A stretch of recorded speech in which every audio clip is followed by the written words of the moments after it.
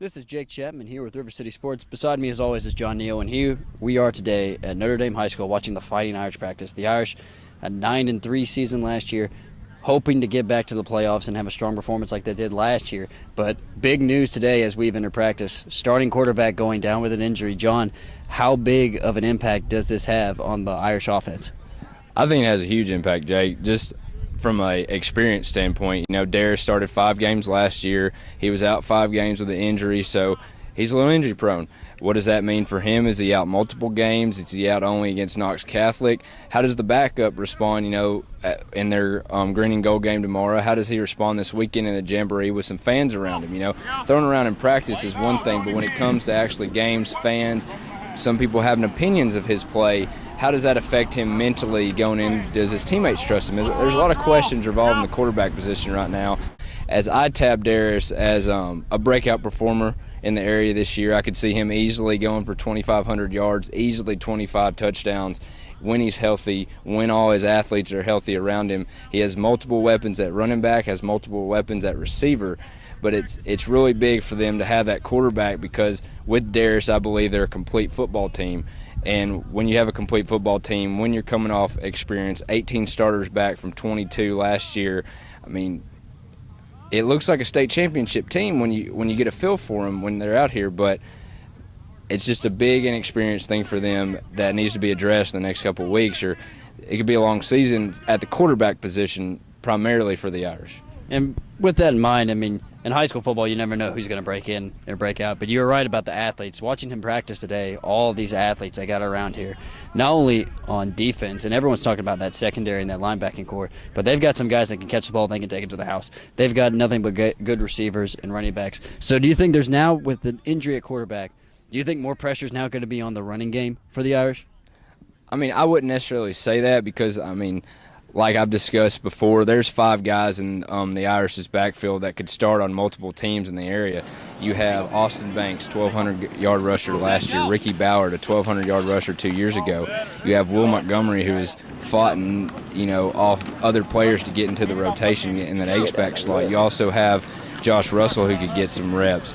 Kareem Orr, who plays out wide for him, could also get some reps for him. So I don't think there's that more added pressure because they have so much experience back, because there is so much talent in the backfield. I think it would be a more of not pressure but trying to do it all themselves, that Darius isn't there. It's not the added pressure, but it's, we can't rely on him right now. But they don't need to think about making so many plays they have to take it and score every time they touch the ball, because that will lead to even more concerns for the running backs. We talk about the offense. Now the defense. They're one of the biggest defenses in the area. Granted, they've got McCauley and Signal. There's talent all around, but the Notre Dame, there's something about that secondary that you could pin them up against anybody. And I think, just watching these guys in a little slow practice drill, just watching their athletic ability they got out there, I don't know if anyone can pass on these guys. What do you think about them? Well, you have Kareem Orr, Louisville commit, going up to play for Coach Petrino up there at for the Cardinals. But A.J. Flemingster, I think he is your complete package at safety for them. He likes to come down, he likes to hit, he likes to he likes to get his hands on you, he likes to D you up. But cornerback Austin Banks, his younger brother Polo. You also have multiple younger guys who can also fit in there. They have the most complete secondary of any team in the area right now. But I think that is also shown of how good their defensive line and their linebacking core is. They have an all-state player at linebacker in Tyler Enos. They have another 100 tackles season guy in Keely Green. They also have Josh Russell. Chris Hornsby gets in at sometimes. Will Montgomery gets in at sometimes. And you keep rattling off these names, and it's like, where's the concern for the Irish? And I think it's all on themselves, basically.